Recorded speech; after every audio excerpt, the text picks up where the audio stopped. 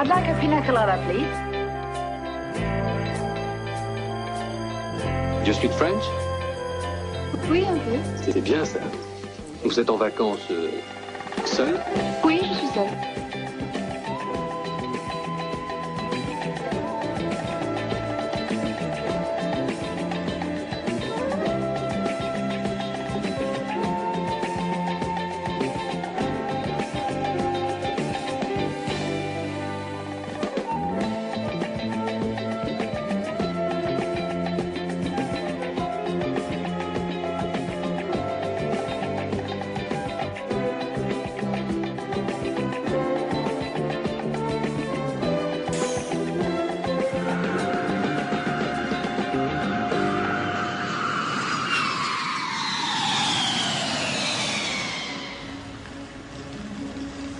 En todas partes, está en todas partes. En las zonas más áridas y en las ciudades más pobladas. Cada año más de 1000 millones de especímenes migran a todos los rincones del planeta. En la actualidad, la transhumancia vacacional de este mamífero perteneciente al género de los homínidos crea más de 250 millones de puestos de trabajo y genera unos beneficios de más de 1 millón de millones de dólares en todo el mundo. Pese a todo, se han realizado muy pocos estudios científicos sobre este bípedo, al que los paleoantropólogos han denominado Homo turísticos e identificado como descendiente directo del Homo sapiens. Sabemos muy poco acerca de él. Creemos conocerlo, pero lo único que hacemos es burlarnos de él, despreciándolo. A menudo lo etiquetamos bajo un tópico, pero el Homo turisticus sigue siendo un enigma. ¿Cuándo apareció? ¿Cómo ha evolucionado? ¿Cómo es su hábitat? ¿Cómo se reproduce? ¿Qué le gusta? ¿Cuál es su régimen alimentario? En definitiva, ¿quién es? Vamos a estudiarlo en su territorio predilecto. Una isla soleada convertida durante la estación estival en una gigantesca reserva de Homo turisticus. Para llevar a cabo dicha investigación, 4 eminentes especialistas se han desplazado al lugar para observar in situ a los especímenes en libertad. Jackie Waldron, antropóloga, profesora de la Universidad de Oxford. Heredera de Diane Fossett, ha catalogado las diferentes subespecies de Homo turisticus y ha estudiado su impacto en el medio ambiente. Jean-Claude Kaufmann, sociólogo del Centro Nacional de Investigación Científica, pionero en microsociología, está inmerso en el examen de los ritos cotidianos del Homo turisticus, desde los hábitos alimentarios hasta el comportamiento amoroso, pasando por las tácticas de supervivencia en un entorno templado. Yves Michaud, filósofo, fundador de la Universidad de Todos los Saberes. Investiga las diferentes formas de placer del Homo turisticus. Ha dedicado jornadas enteras de trabajo a medir el impacto del turismo de masas en el medio ambiente. Y por último, Saskia Cousin, directora de investigación del Laboratorio de Sociología de la Sorbona de París. Como haría un Darwin contemporáneo, ha estudiado el origen de las especies de turísticus, la evolución a lo largo del tiempo y las consecuencias socioeconómicas de su extraordinaria propagación.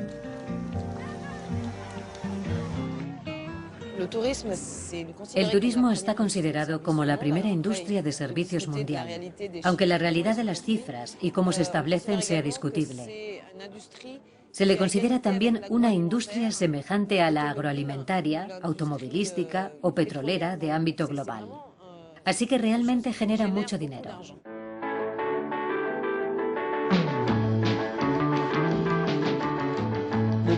El turista es alguien que pasa una noche fuera de casa por razones no profesionales. A partir de ahí tenemos toda clase de turismo. El turismo de vacaciones, el de balneario, el terapéutico. Actualmente también existe el turismo médico, el de guerra, el de descubrimiento, el de exploración, el turismo sexual. Existe todo tipo de turismo. Es una mezcla de todo. ¿Qué hace que la gente vaya de vacaciones? ¿Qué buscamos cuando estamos de vacaciones? En mi opinión, depende de cada individuo. Cuando 20 personas contratan el mismo viaje organizado, no tienen las mismas motivaciones ni los mismos sentimientos respecto al lugar de destino. Sus vivencias son totalmente diferentes. Estoy contenta de estar de vacaciones, estoy muy relajada. Supongo que como todo el mundo. Aquí no tengo preocupaciones. En dos palabras, momentos excepcionales. Hacer lo contrario de lo que haces en la vida cotidiana. Quizás que cuando estás de vacaciones comes cuando tienes hambre, bebes cuando tienes sed y duermes cuando tienes sueño. No llevo móvil. No entro en Facebook. No miro el correo electrónico. Estoy desconectado de todo. Solo estamos la isla, la gente de alrededor y yo. Y no necesito nada más. La lista de las diferentes subespecies parece no tener fin. A simple vista rápidamente identificamos el primer gran tipo de Homo turisticus, el Homo turisticus deportista.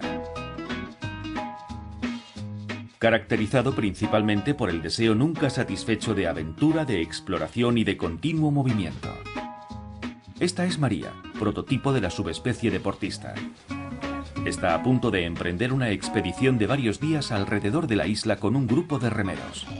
Este es un paquete, es un formato que se presta muchísimo a que se conozca gente nueva, a crear ambiente de grupo, a hacerte sentir una parte de un todo y sobre todo un todo diferente a lo que normalmente estamos habituados a vivir. Mucha gente, más de lo que sería conveniente, puede escalar cimas o visitar el desierto. Yo diría que lo que más ha cambiado no son los fundamentos del turismo, sino los medios técnicos y la accesibilidad de estas experiencias fundamentales. María y sus semejantes se enfrentan al elemento marino en frágiles embarcaciones que ofrecen unas condiciones de confort limitado para pasar una semana lejos de su madriguera.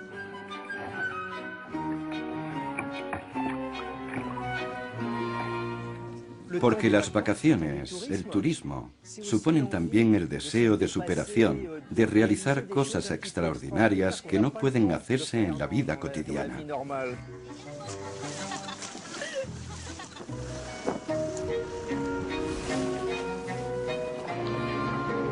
Otra subespecie de Homo turisticus es la crucerista. Se desplaza en enjambre a bordo de gigantescas colmenas flotantes en las que todo está organizado para satisfacer hasta el mínimo deseo.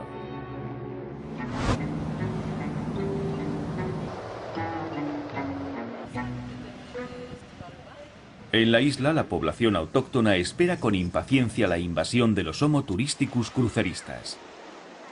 Sabe que al abandonar las colmenas flotantes, los turisticus querrán desentumecer las extremidades inferiores, visitar monumentos, hacer acopio de souvenirs. Los comerciantes de la isla hacen su agosto. Y todo en un tiempo récord. Luego desaparecerán e irán a libar a las islas vecinas.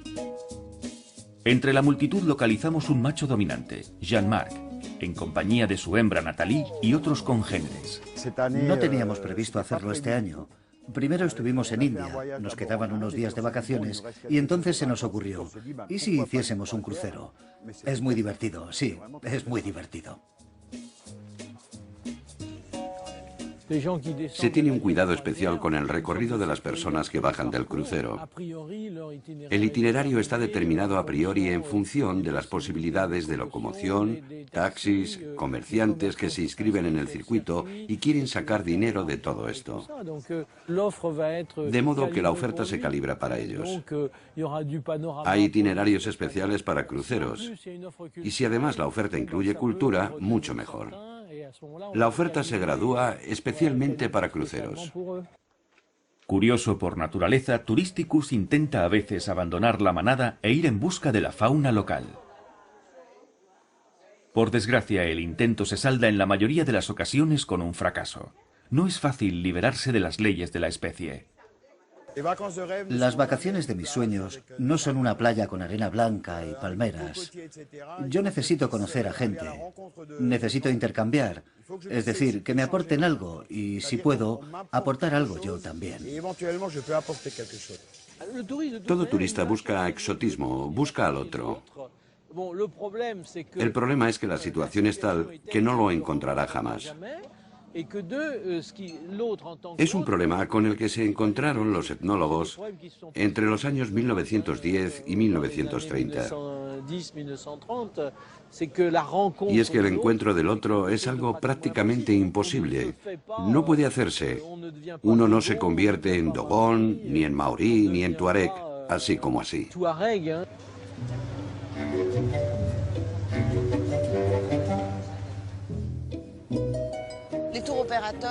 Los turoperadores tienen la capacidad de imponer sus condiciones, porque llevan a masas de gente.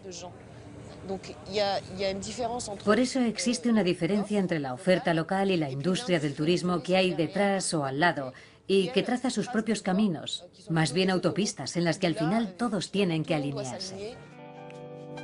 Tercer sujeto de estudio, el Homo turisticus sedentario. Es muy fácil de localizar en las playas. Cuando llega a su destino recrea su hogar. Es como un camaleón. Se adapta por mimetismo al entorno. Marilyn es un claro ejemplo. Ha puesto a punto una técnica de camuflaje para fundirse con el paisaje. No me considero una turista. Tengo la sensación de estar en casa, sencillamente. Mis antepasados son de aquí. Siento algo diferente. Lloro cuando llego y cuando me voy. No lloro todo el tiempo, pero soy muy sensible y de golpe me cuesta marcharme. En cuanto regresa a su nido, un coqueto apartamento de 2 habitaciones en una urbanización, la turisticus sedentaria se lanza sobre la primera tumbona que encuentra cerca de una extensión de agua. La posición tumbada al sol estimula la producción de vitamina D y endorfina, la hormona del placer.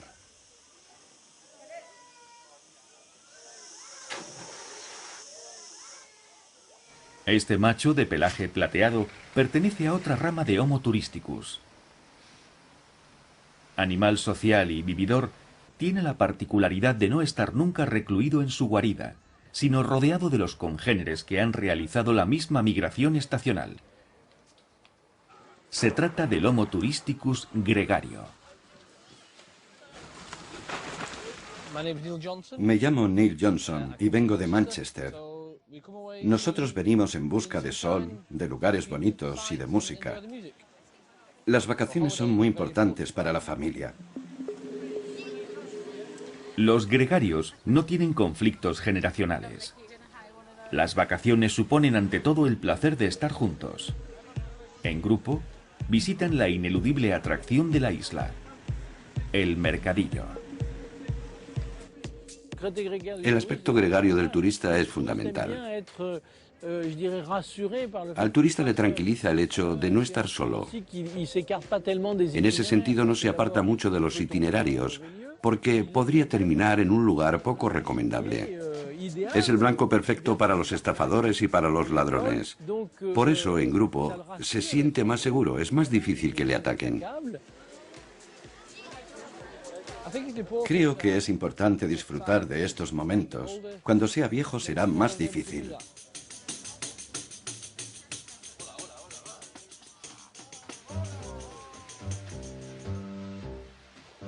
Vayamos al origen, a la época en la que todas las subespecies de turisticus formaban una sola. ¿Quiénes fueron los primeros Homo turisticus?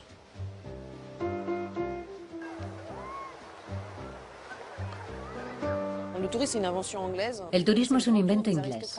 A finales del siglo XVII, la aristocracia inglesa empezó a viajar, pero fue en el XVIII cuando empezó a estar en auge. Los jóvenes viajaban por Europa, viajaban para socializar, conocer a otras personas y la historia de las comunidades europeas. Durante mucho tiempo el viaje estuvo reservado a la aristocracia, pero con el paso de las décadas, la burguesía empezó a viajar también. A mediados del siglo XIX, la llegada del transporte público, sobre todo del tren, provocó una especie de democratización del viaje. La mutación de Homo sapiens a Homo turisticus se realizó bajo el impulso de un inglés estricto, evangelista y visionario, cuyo nombre nos resulta familiar todavía hoy, Thomas Cook, el inventor de los viajes en grupo. Al principio Thomas Cook luchaba contra el alcoholismo. Quería organizar galas anti-alcohol y para ello tenía que prever el desplazamiento de los asistentes. Fue así como se convirtió en organizador del transporte de personas. Funcionó bien y de repente se le ocurrió organizar viajes para que los ingleses pudieran visitar la Exposición Universal. Después, avalado por el éxito, organizó viajes en grupo por toda Europa, en particular a Suiza.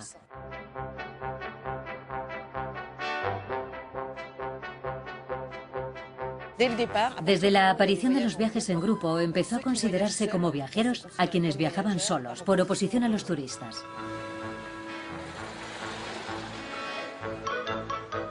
En cuanto los primeros Homo turisticus vieron la luz del día, tuvieron que enfrentarse al desprecio y a las burlas.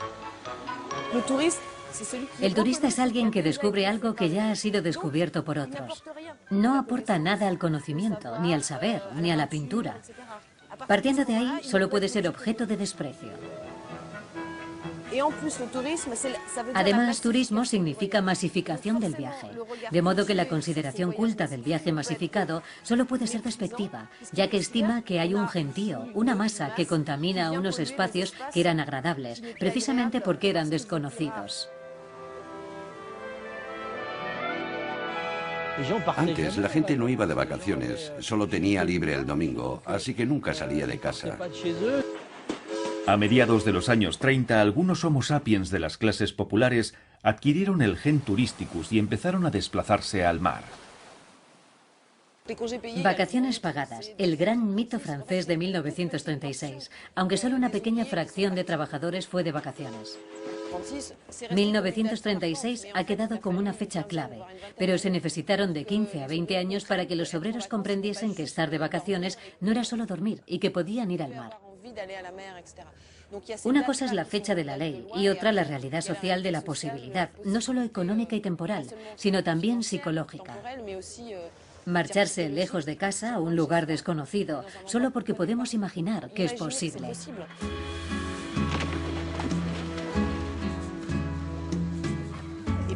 En 1950 hubo 25 millones de llegadas internacionales.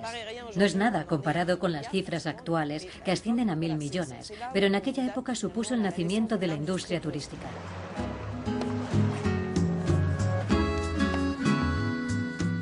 De los años 50 a nuestros días, bajo el sol, en la arena y en el agua, el placer permanece inmutable. Da igual las distracciones que se oferten. La playa sigue siendo el lugar predilecto del Homo turisticus. La arena y el agua salada parecen ejercer una atracción irresistible sobre él. Se apoltrona, mira a los demás, se compara, se divierte, se agita.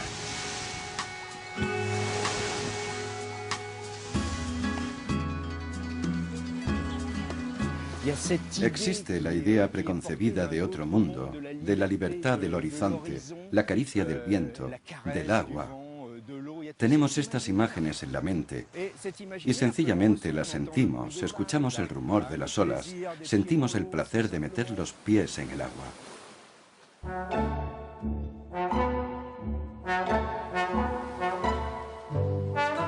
A principios del siglo XIX no era así. El mar daba miedo. Las casas estaban lo más alejadas posible del mar. Se tenían miedo a los naufragios, a las tempestades.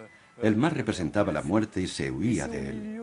A mediados del siglo XIX, estas imágenes empezaron a cambiar. Primero por prescripción médica. Los galenos pensaban que el mar podía tener efectos beneficiosos, terapéuticos, y aconsejaban el baño en el mar. Un baño que estimulaba la circulación y regeneraba el organismo. Luego estaba el tema de la indumentaria, el código del pudor que a principios del siglo XX cambiaría totalmente, sobre todo en el caso de las mujeres. Estas no podían enseñar ni el tobillo. Entonces, enseñar un tobillo era como hoy enseñar una nalga. Era impensable. Así que idearon toda clase de argucias. Utilizaban una especie de carromatos que llevaban a las bañistas hasta las olas para que pudiesen bajar y subir cuando el traje que las cubría se ciñese al cuerpo mostrando sus formas, ya que no estaba permitido. Pero incluso con toda esta parafernalia se dieron cuenta de la sensualidad del baño en el mar. Cuanto más destapados están los cuerpos, más feromonas se liberan y más aumenta la libido. Con el paso del tiempo, el Homo turisticus de piel sonrosada se ha ido mostrando cada vez más atrevido, exponiendo su frágil epidermis a las mordeduras sensuales del sol.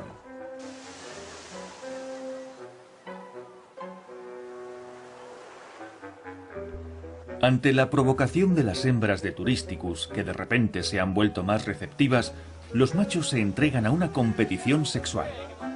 Poses lánguidas, guiños de complicidad, gestos. La playa se convierte en el territorio de toda clase de cortejos amorosos. Agitación de aletas, aproximación a descubierto, postura de la grulla, paso de cangrejo, vello erizado.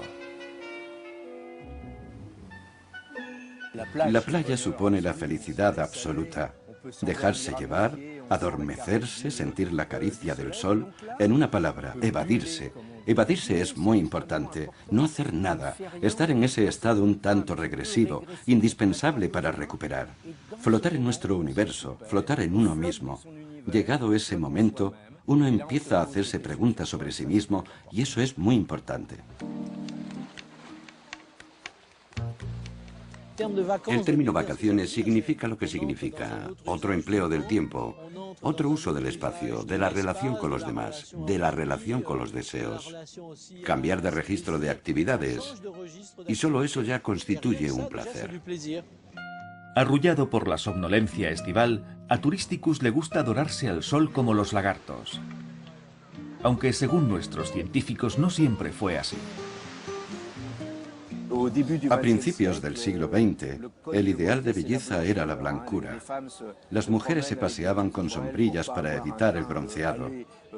El gusto por el bronceado empezó en la preguerra, en los años 30, con las vacaciones pagadas y explotó en los 50 con la sed de sol, hasta llegar a la competición para lucir el bronceado más intenso, para conseguir la mayor dosis posible de sol.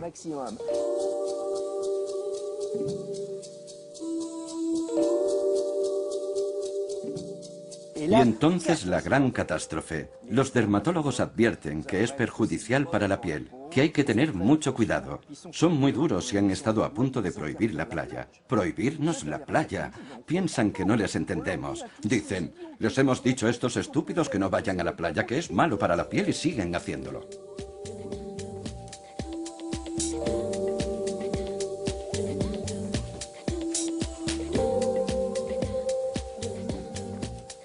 Movido por el heliotropismo, Turisticus tiende a colonizar el entorno natural dándole forma a su gusto. Prueba de ello es la proliferación en las costas de hábitats cerrados, en los que todo está incluido. La ventaja de la vida en cautividad es que se tiene todo al alcance de la mano. Estamos en un espacio familiar, una cala tranquila. La gente parece encontrarse a gusto. Es un lugar agradable para las familias que no tienen que salir del hotel, porque la bebida, la comida, la animación, todo está incluido allí dentro. Esto enmascara un poco la realidad de lo que se conoce como todo incluido, que en cierto modo entra dentro de lo que algunos denominan la sociedad hiperconsumo, ya que puede tener efectos catastróficos para las economías locales, en especial para los comerciantes, quienes al final no venden nada, puesto que los clientes se quedan dentro del hotel. En mi opinión, cuando la gente hace un viaje organizado, generalmente busca sol, mar, arena y también un poco de sexo y sangría.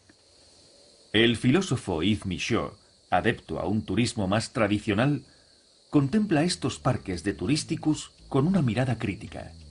Estamos en un lugar relativamente protegido, a 1 kilómetro de una de las calas más hermosas de la isla, que ha sido totalmente demolida por culpa de las construcciones turísticas. El litoral es la primera víctima de la afluencia de los Homo turisticus y de su propensión a apelotonarse en conejeras de cemento construidas en primera línea de la playa. Hoy, las playas se detienen al pie del cemento.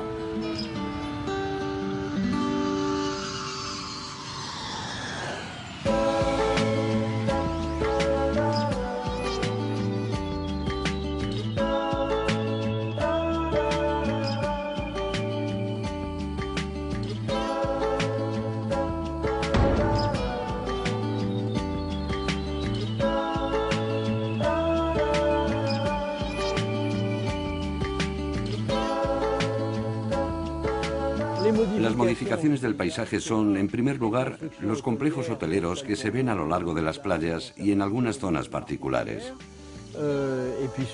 Sobre todo desde el boom inmobiliario de los años 60-70, que prosiguió en los 90.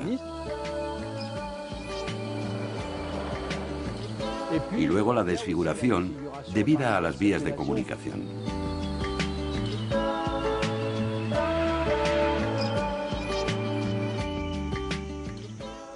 Jean-Claude Kaufmann explora cerca de las autopistas y de las construcciones de hormigón otro tipo de hábitat que en la estación seca aloja a una subespecie nueva de Turisticus nómada, el Turisticus campista.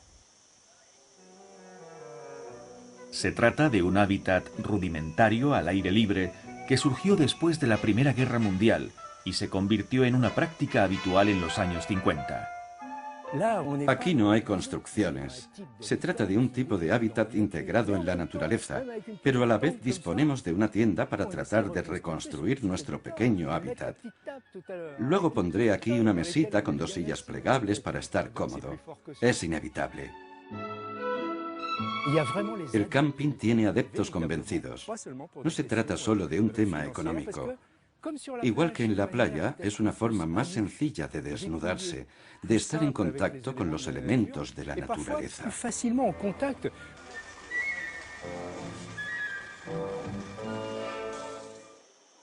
Lo pone aquí, montaje en 2 segundos. El problema es que yo nunca he montado una tienda. Antes era más difícil, con todas esas piquetas y ganchos. Ahora es muy sencillo. Vamos a ver. No tengo costumbre. Me va a estallar en la cara. Ya llevo más de 2 segundos. Bueno, parece que ya va saliendo. Está un poco torcida, ¿no? Vaya, he dado con una piedra. En medio del parque de homínidos encontramos la fuente, lugar estratégico tomado por asalto desde el amanecer. En torno al punto de agua, objeto de codicia, se organiza un corro. Por turno, los Homo turisticus extraen el elemento vital para preparar la comida, lavar la ropa y fregar sus utensilios. Esto es vida, lo reconozco. ¡Qué placer! La frescura de la tarde trae consigo algunos momentos de convivencia. Estamos en un entorno totalmente diferente e intentamos despegar en cierto modo, sentir, vivir juntos en este universo diferente.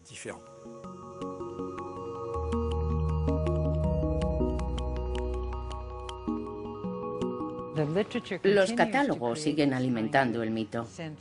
Nos ofrecen experiencias inéditas y desconocidas, nuevas maravillas fuera de las rutas, callejuelas secretas donde contemplar la arquitectura antigua.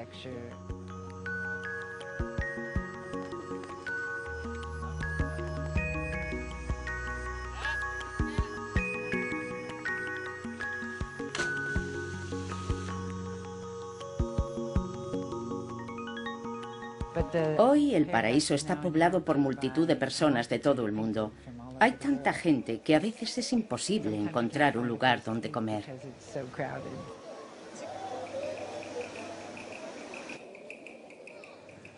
La principal ocupación de Turisticus es ante todo comer.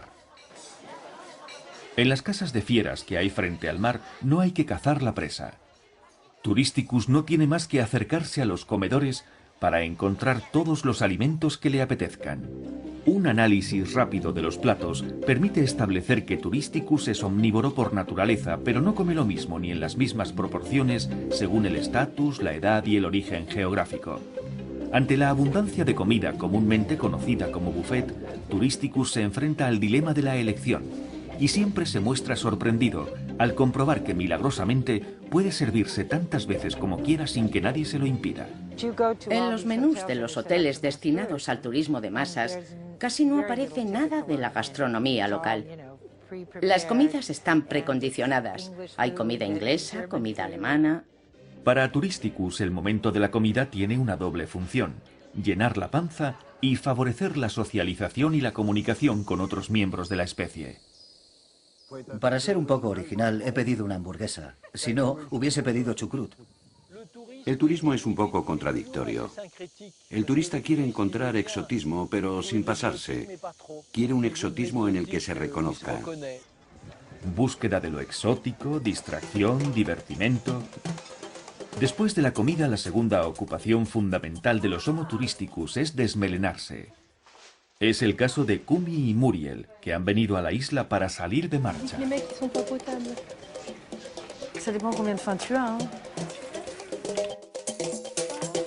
Nada más llegar, Kumi y Muriel mutan a Homo turisticus noctámbulo.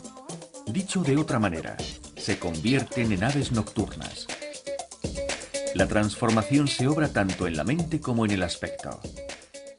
Las dos predadoras guardan en el armario los adornos de su vida anterior y se dedican en cuerpo y alma a dejar su plumaje deslumbrante antes de emprender el vuelo a la captura de una presa en la noche. Esta caza es a la vez un placer, un deporte extremo, un gasto de energía y un exceso. Ha llegado el momento de las celebraciones nocturnas. Vamos de marcha. Vamos a beber. Nos vamos a emborrachar. ¡Nos vamos a emborrachar!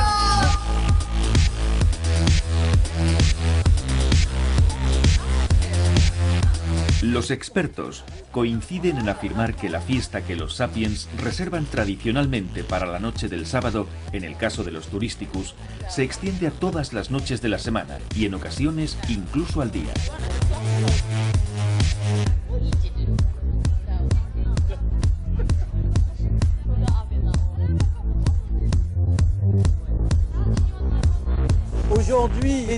En la actualidad, el hedonismo adquiere nuevas formas.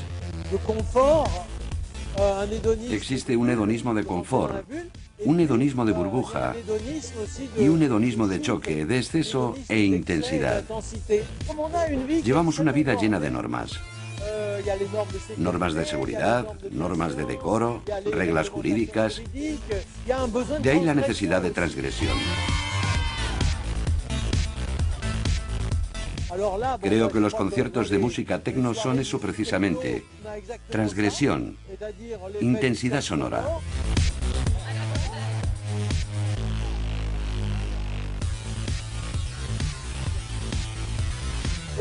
Y luego están el alcohol y las drogas.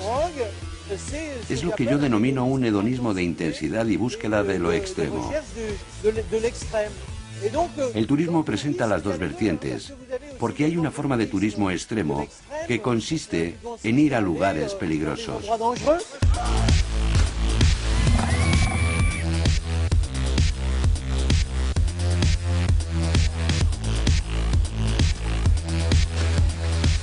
Yo creo que la gente no va a un lugar que le da miedo.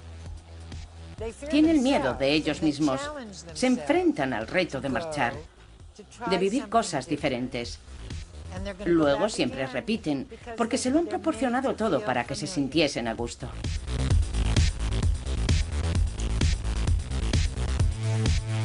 Resulta curioso ver que los turistas que han escapado a alguna catástrofe, que han estado a punto de morir en ella, en general consideran que esa ha sido la parte más interesante del viaje. Personas que han estado 2 días a la deriva en un velero cuando ya ha pasado es su mejor recuerdo. Es el carácter excepcional de la experiencia turística. Eso es lo que retenemos del turismo, aunque al mismo tiempo deseamos que termine.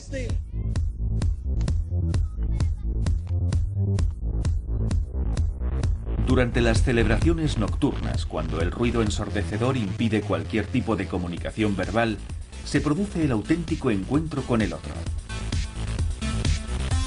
Al acecho de las señales que emiten las posibles parejas ocasionales, dopado por la potencia del sonido y por la absorción de sustancias estimulantes, Turisticus da rienda suelta a sus emisores y receptores bioquímicos. Por fin se atreve a comunicar con el cuerpo.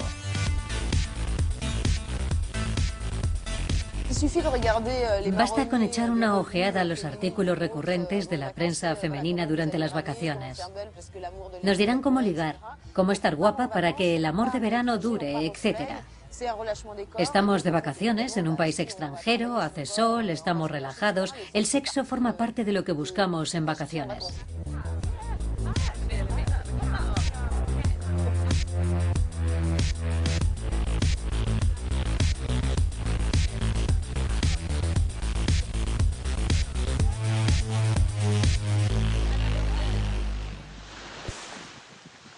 De este modo, la estación estival participa en los ciclos de reproducción de la especie turísticus.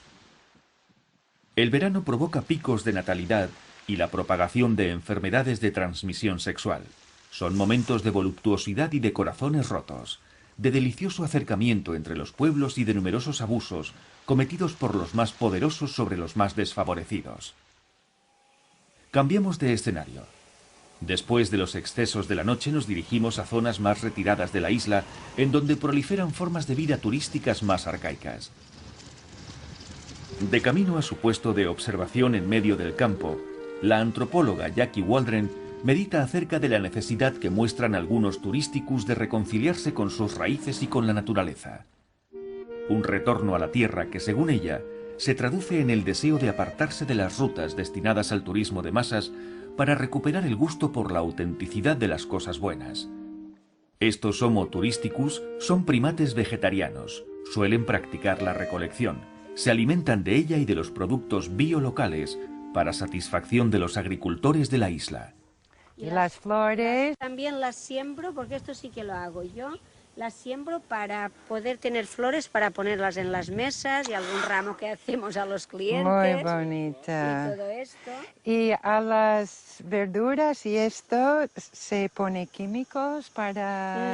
No. Y mira, estos tomates son gigantes, mira. Estos tomates son las que se dicen mucha miel y son una pasada. Estos son pimientos de ensalada. Sí. Todo lo que se sirve aquí ha sido criado y producido en este lugar. Cerdos, pollos, conejos, corderos. Es algo extraordinario, aunque ella dice que siempre ha sido así, incluso antes de la llegada de los turistas. Está increíble. Lo único que han hecho es ampliar su sistema de valores para acoger al turista, para que éste tome conciencia de lo que es la vida rural. De todas formas, lo auténtico es reinventarse. Supongo que lo realmente auténtico es pasear en medio del campo, en donde ni te imaginas que pueda haber turistas. Encontrarte a un agricultor que está cogiendo higos y que te ofrezca uno. Eso es lo auténtico. Aquí tenemos la versión lujosa.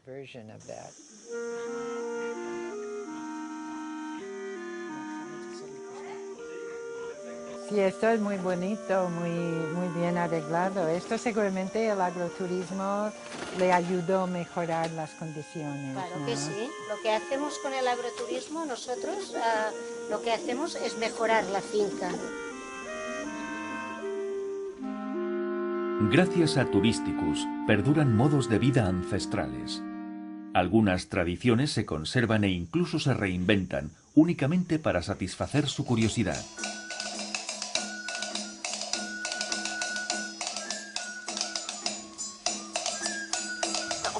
En realidad, la historia del turismo es también la de la reinvención de las tradiciones. A principios del siglo XIX, con el romanticismo, algunas personas se interesaron por las tradiciones relacionadas con el campo, porque el campesinado estaba desapareciendo. Los eruditos y sabios de la época codificaron las tradiciones folclóricas, en especial las danzas y los cantos, y al final lo que hicieron fue promocionarlas. Se trata de crear una oferta cultural. Los especialistas hablan de integrarla en el turismo y ya sabemos lo que eso significa. Reconstruir el pasado como nunca existió. Restaurar tradiciones, restaurar usos y costumbres, restaurar el folclore, resucitar cosas que estaban prácticamente muertas, pero hacerlo de forma más presentable, más fotogénica, que pueda grabarse en vídeo, que pueda difundirse en cine. Formatear, por así decir, la tradición cultural.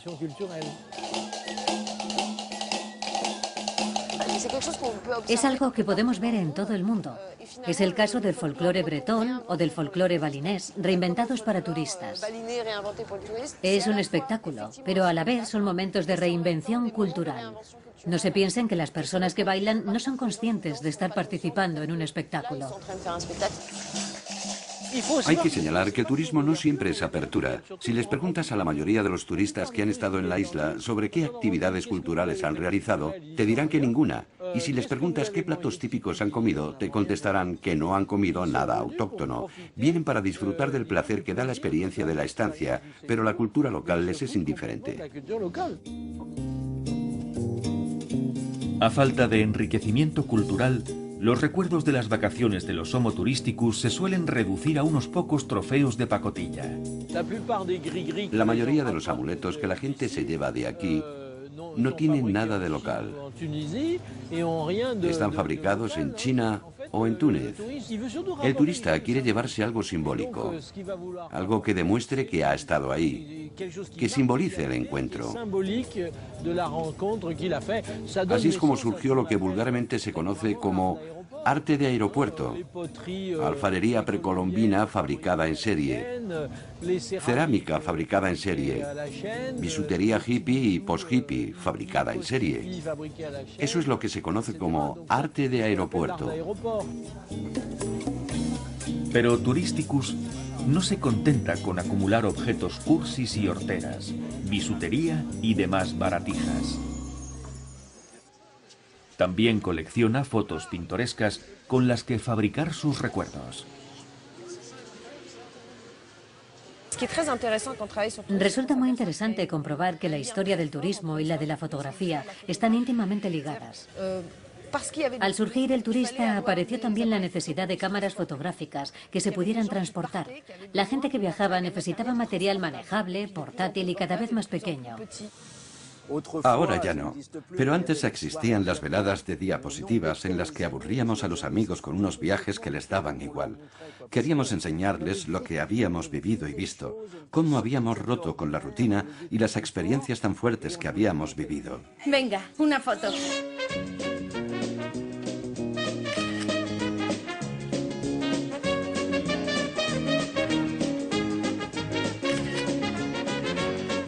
Con las cámaras digitales tomamos multitud de fotos porque queremos conseguir a cualquier precio un recuerdo.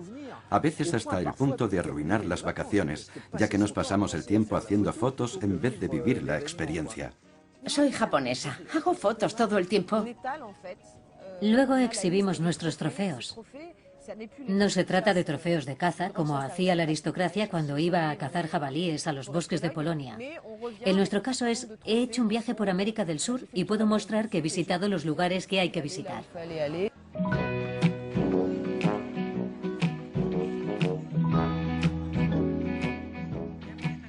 Tiendas de souvenirs, hostelería, restauración, ocio. La afluencia de Homo turisticus estimula la economía local y favorece el desarrollo de las especies autóctonas. La industria del turismo cuenta cada vez con más personal para satisfacer todas las necesidades del turista. Servicios de limpieza, camareros, recepcionistas, conductores de autobuses, taxistas. Efectivamente, el turismo crea empleo, pero se trata de empleos poco cualificados, con salarios bajos.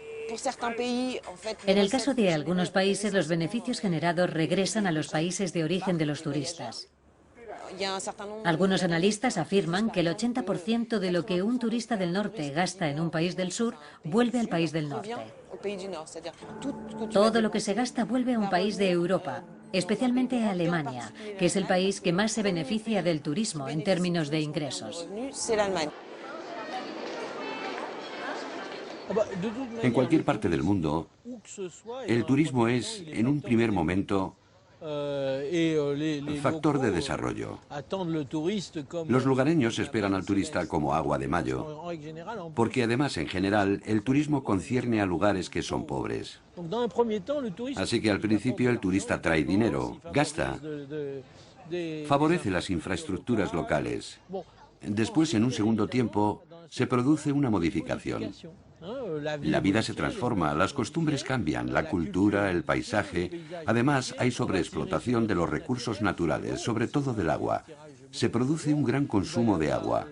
Se genera basura, de modo que, al final, si no se intenta gestionar el turismo de forma más razonable, acaba siendo destructor.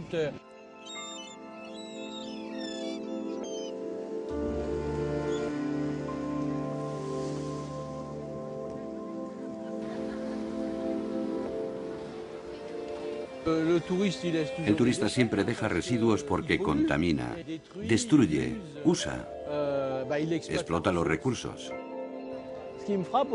Algo que me llama mucho la atención es que la gente se baña casi en el puerto.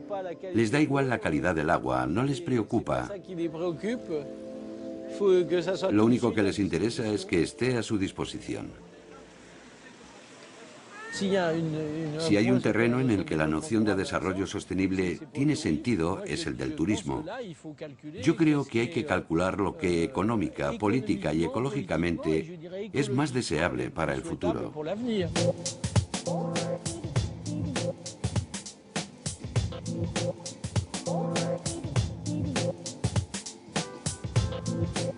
En la actualidad se trata de una discusión política porque hay lugares que están saturados, en los que ni siquiera se puede entrar.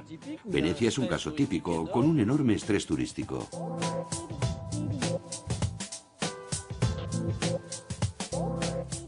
Personalmente, la tendencia que me parece más deseable desde el punto de vista del desarrollo sostenible es la creación de una especie de parques temáticos, tipo Las Vegas. Crear reproducciones para el turista, que además se sentirá mejor al encontrarse frente a una mayor autenticidad que en las obras originales, porque no habrá contratiempos, ni ladrones, ni malos olores. Yo creo que la tendencia son los parques temáticos. Versalles, la tumba de los emperadores, la Gran Muralla, podrían verse en parques temáticos. Visitar fragmentos de la Gran Muralla, visitar las tumbas de los emperadores con ascensores para subir y bajar, tipo Disney.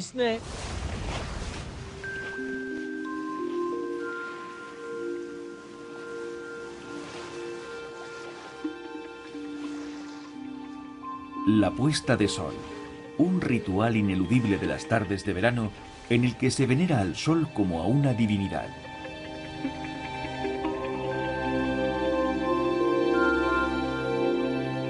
Turisticus gregarios, noctámbulos, cruceristas, sedentarios y campistas, todos se reúnen para contemplar el final del día.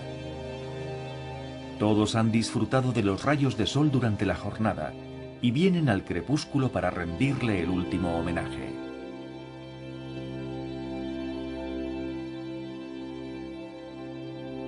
La bola incandescente está a punto de desaparecer en el horizonte. Para los turisticus ha llegado el momento de soñar, brindar, besarse y prometerse amor eterno. La tensión se palpa, aumenta el grado de excitación. El cielo se enrojece, el paisaje se torna irreal. En los abrazos hay algo de aprensión, como si cada tarde turisticus temiese la extinción de su especie, el fin de su mundo, el final de las vacaciones.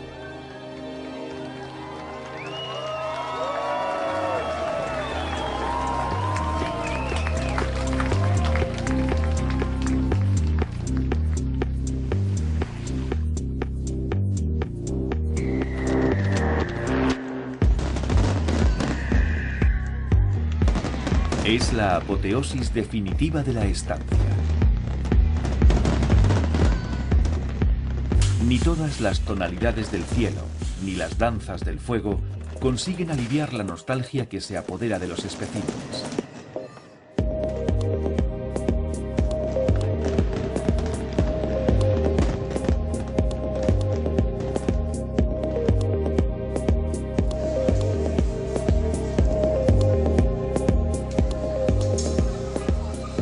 Igual que el mar se retira en la marea baja, los Homo turisticus se preparan para volver a sus ecosistemas originales. Muy pronto recuperarán sus rutinas de sapiens. Pero volverán y serán más numerosos. Regresarán aquí e irán a otros lugares. Se desplazarán a todas partes.